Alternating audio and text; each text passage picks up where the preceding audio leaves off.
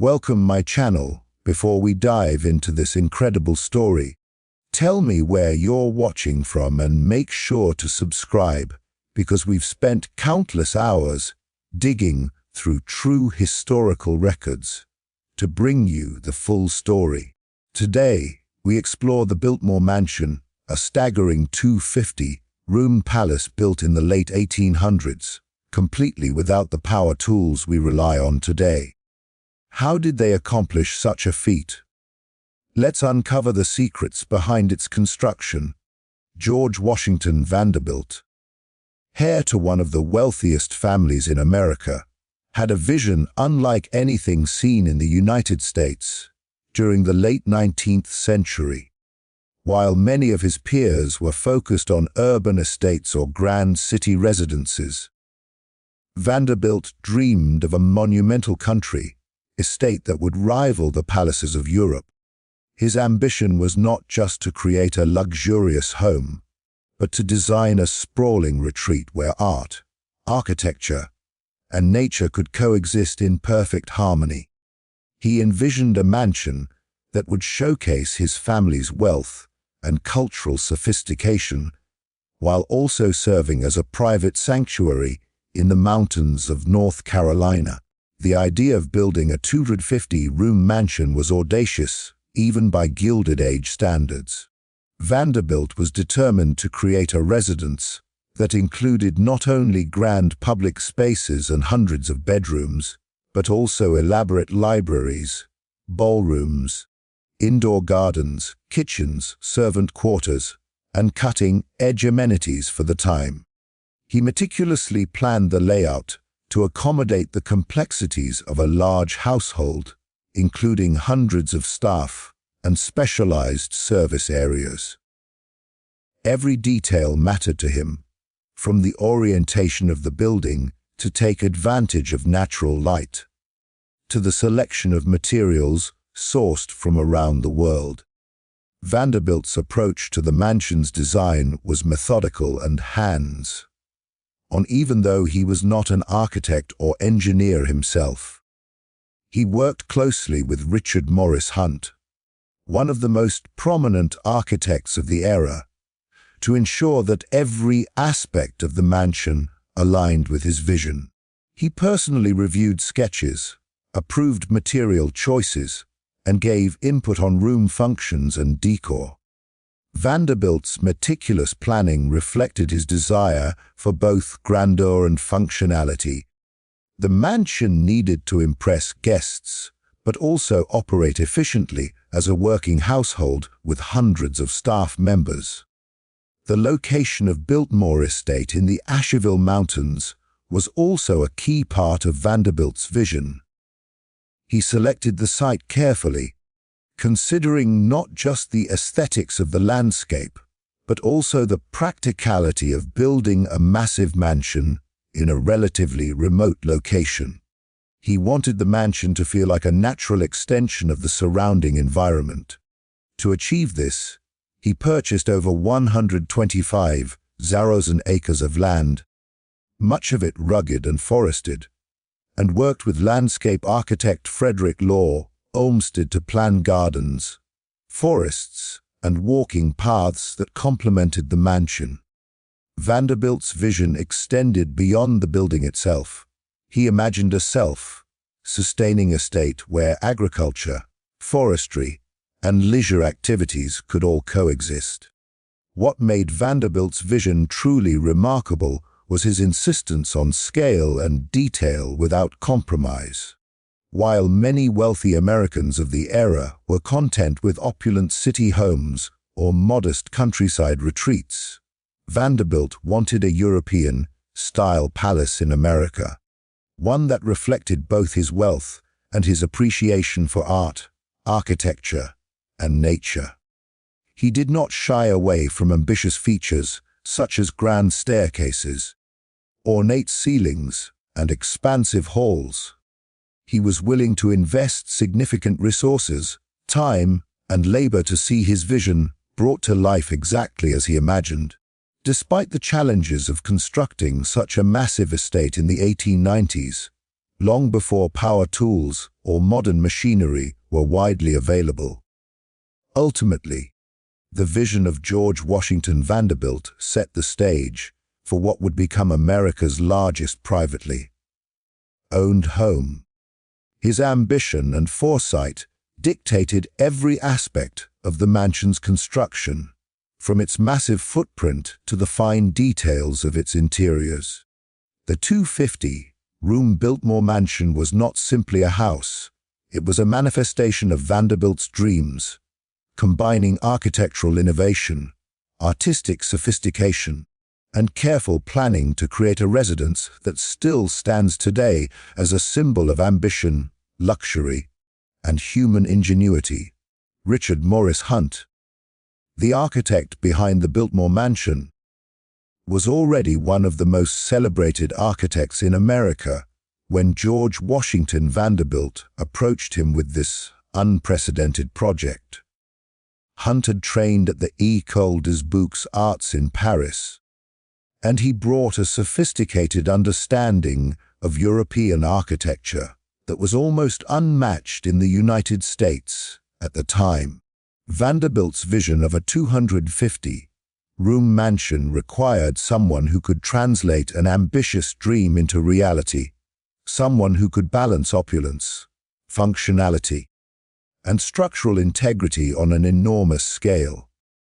Hunt was the perfect choice, as he had previously designed grand estates for the wealthiest families, but nothing of the scope or complexity of Biltmore had ever been attempted in America before. From the beginning, Hunt approached the project with meticulous care.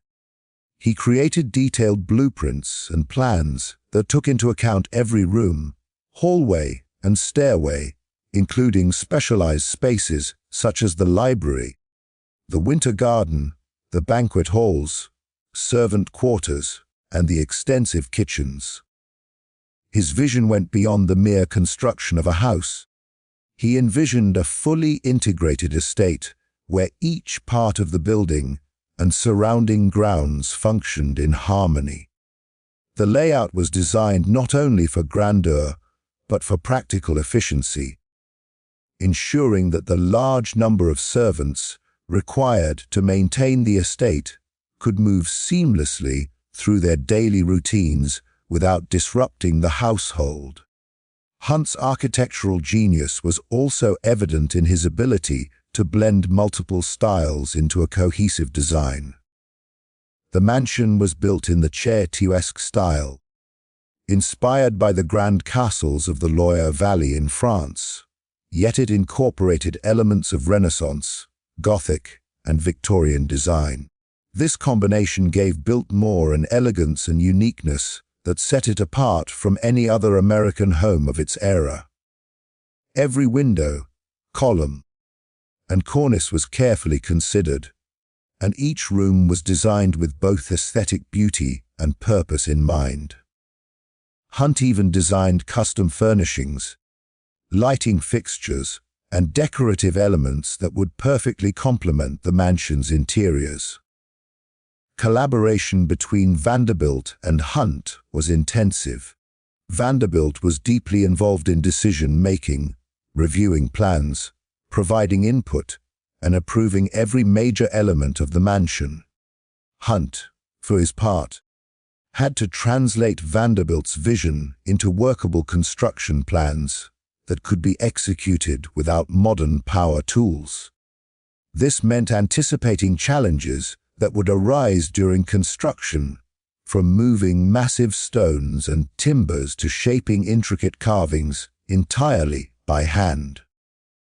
Hunt's experience and ingenuity ensured that each challenge could be met with creative solutions that honored the grandeur of the original design while remaining feasible with the labor and tools available at the time. Another major aspect of Hunt's work was the integration of the mansion with its environment. Situated in the Asheville Mountains, the site presented logistical challenges in terms of terrain, weather, and accessibility. Hunt worked with landscape architect Frederick Law Olmsted to ensure that the mansion's placement took advantage of natural views, light, and elevation, creating sweeping vistas from nearly every window. Hunt's architectural expertise allowed him to harmonize the building with the surrounding landscape, making the mansion appear as if it had grown naturally from the land rather than being imposed upon it. Ultimately, Hunt's work on Biltmore Mansion represents one of the finest examples of American architecture in the Gilded Age. His combination of European training, innovative problem-solving, and attention to detail made it possible to realize Vanderbilt's extraordinary vision. The mansion's design remains a testament to Hunt's skill, demonstrating how an architect could transform ambition into reality, even before the invention of power tools, modern machinery, or mass-produced building materials. His work created a home that was not only a functional residence, but also a breathtaking piece of art that continues to inspire awe over a century later. One of the most astonishing aspects of the Biltmore Mansion's construction was the workforce, tools, and techniques used to build such an immense structure without the benefit of modern power tools. In the late 1800s, machinery as we know it today was scarce or completely absent, so nearly everything, from cutting massive stones to carving intricate woodwork, had to be done by hand. This required a highly skilled, large, and coordinated workforce, as well as careful planning and organization to ensure that progress moved steadily forward despite the limitations of technology at the time. The Biltmore project employed thousands of workers, including masons, carpenters, stonecutters, laborers, and craftsmen who specialized in fine details like stained glass, ironwork, and wood carving.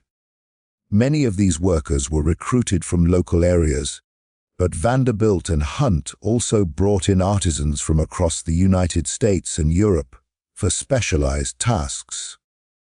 Each worker had a clearly defined role, and master craftsmen often trained apprentices on site to maintain the high standards demanded by the project. These men and women worked long hours in often harsh conditions, cutting, carving, and assembling every component of the mansion with extraordinary precision.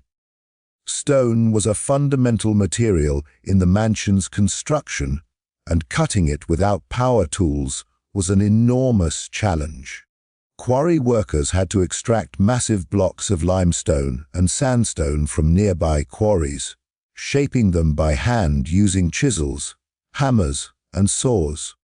Every piece was carefully measured and fitted, and even minor errors could disrupt the alignment of walls or archways.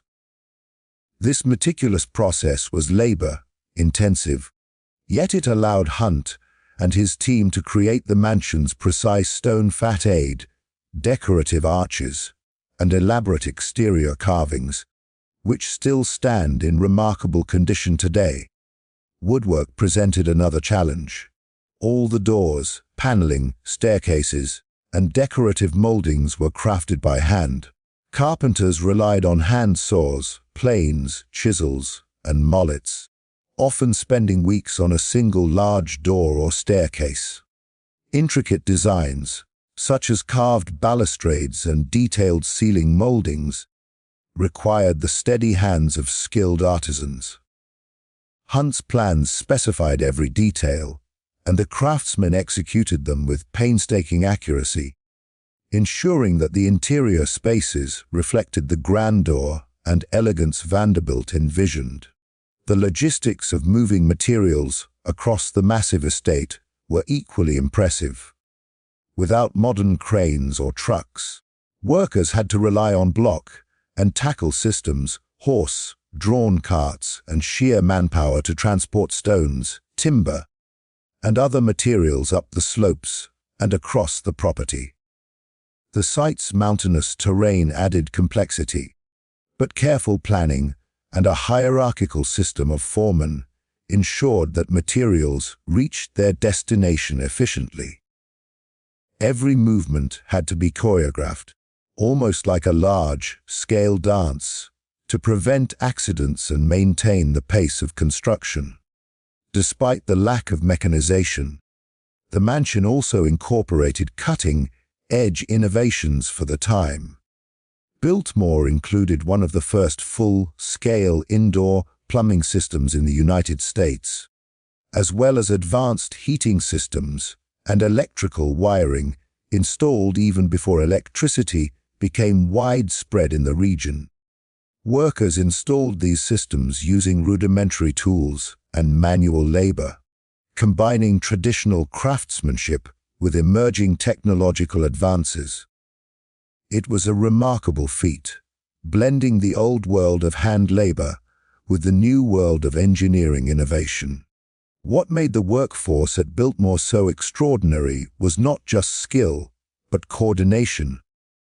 With thousands of workers performing specialized tasks simultaneously, communication and scheduling were critical.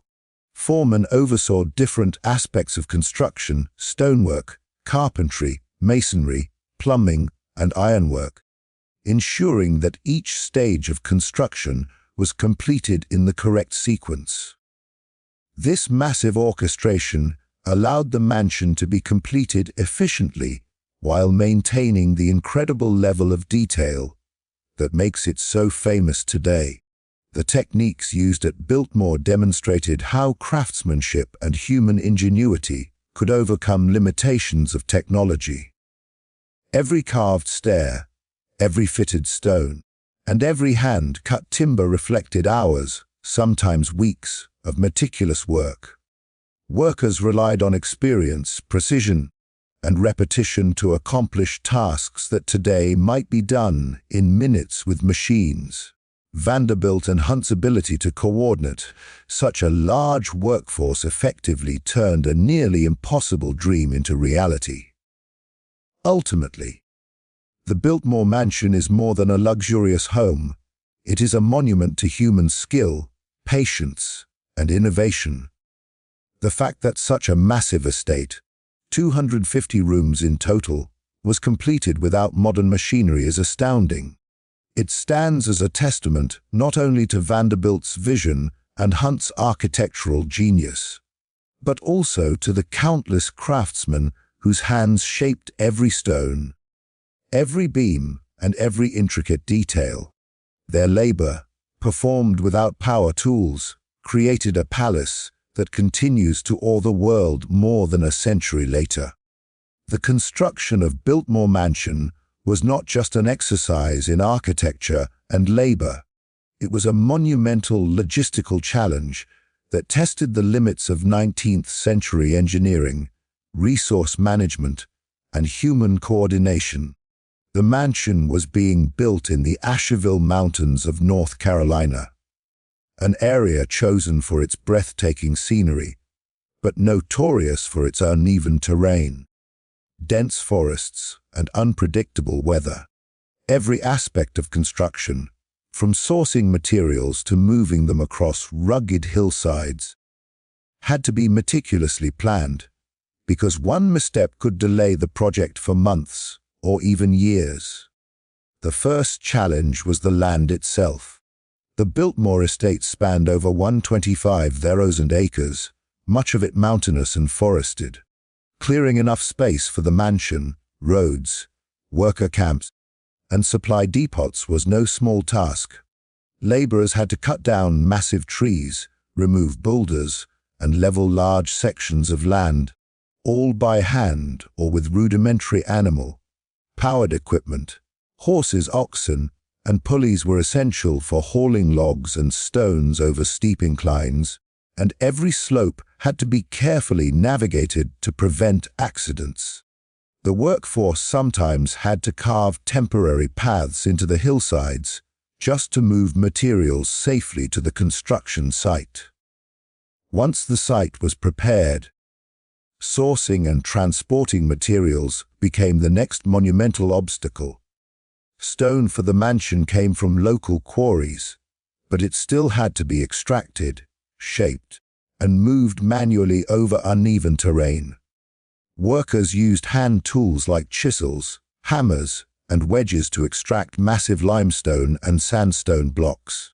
These blocks were then transported using horse-drawn carts and sledges, often requiring teams of men and animals to maneuver them along steep, narrow paths.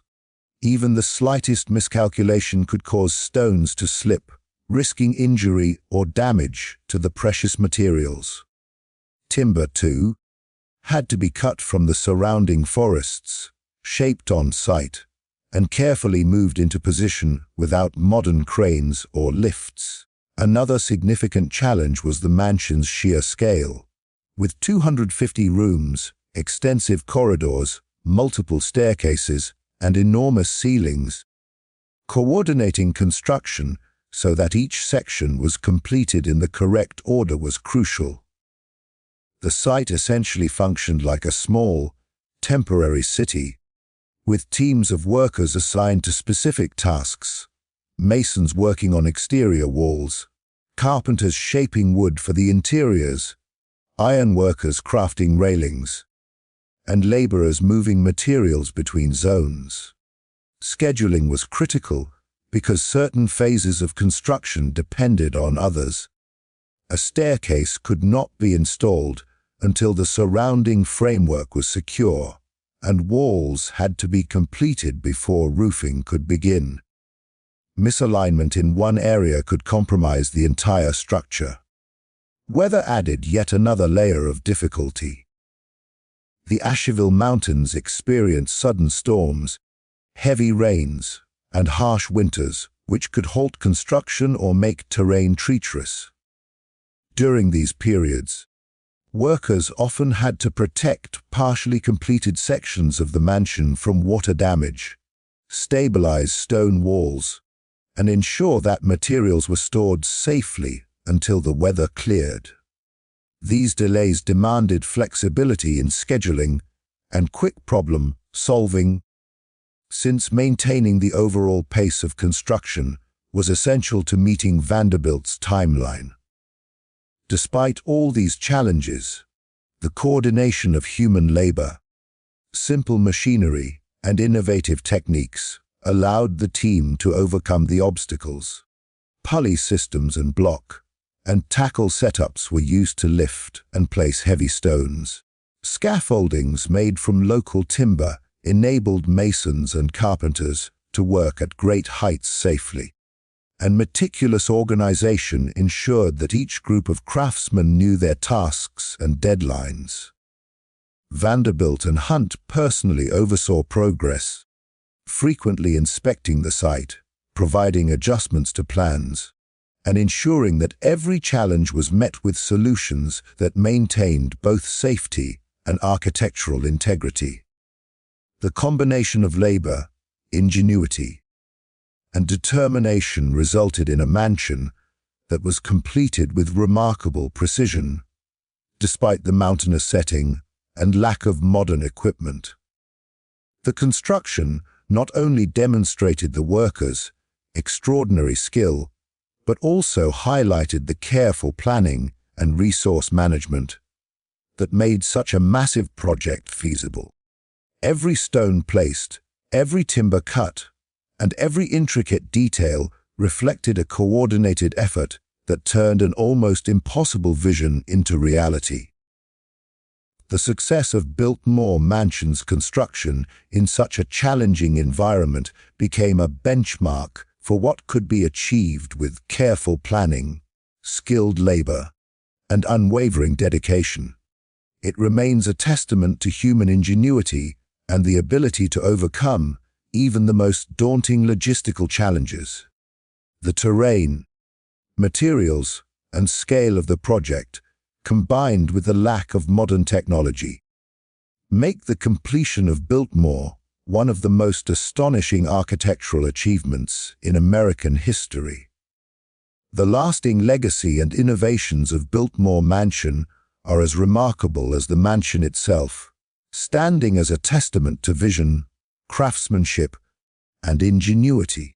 When George Washington Vanderbilt and Richard Morris Hunt completed the 250-room palace, they not only created a residence of unprecedented scale in America, but also pushed the boundaries of architecture, engineering, and estate management.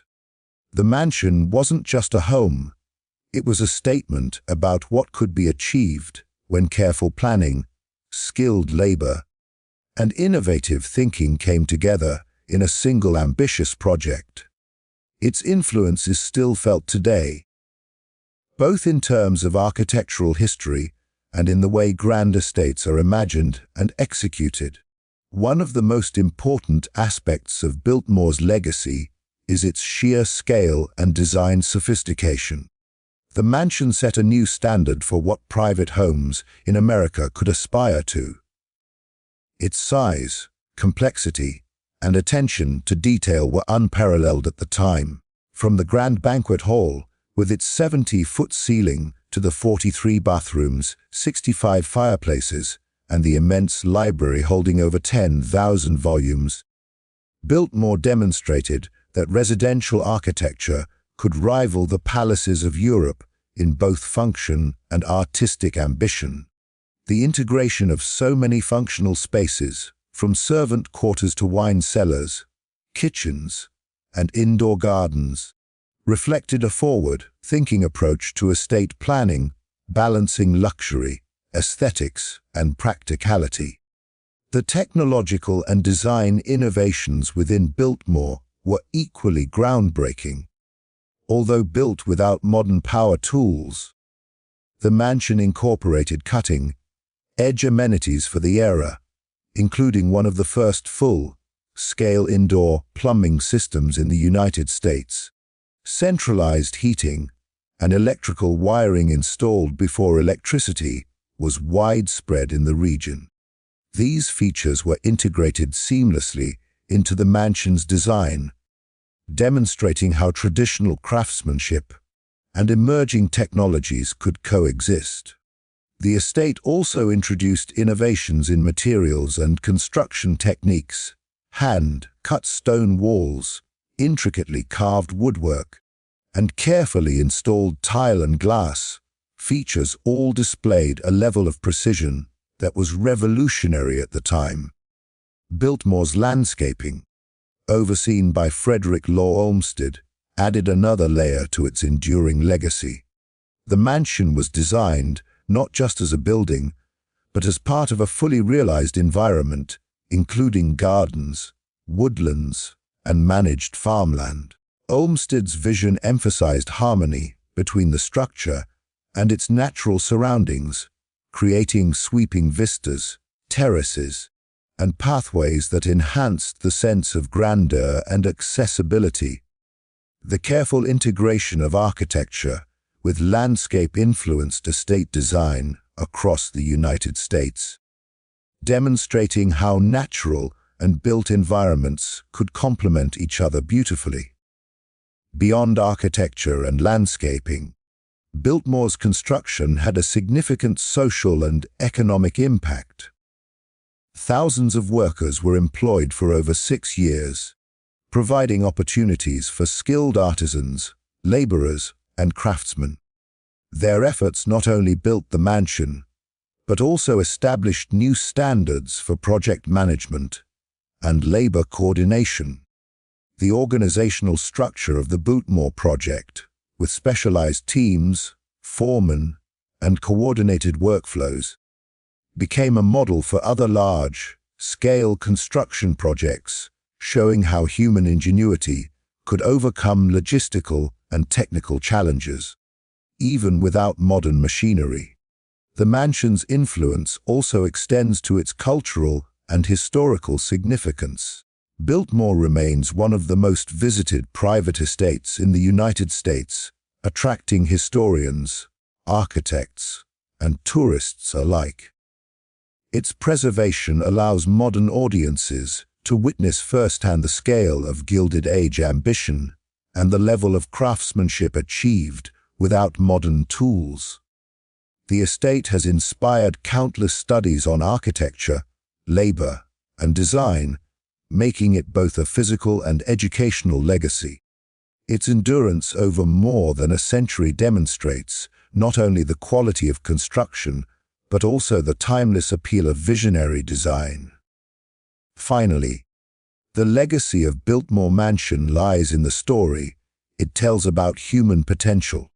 It is a monument to the possibilities unlocked when visionaries like Vanderbilt and Hunt combine ambition with meticulous planning, creativity, and the dedication of countless skilled workers.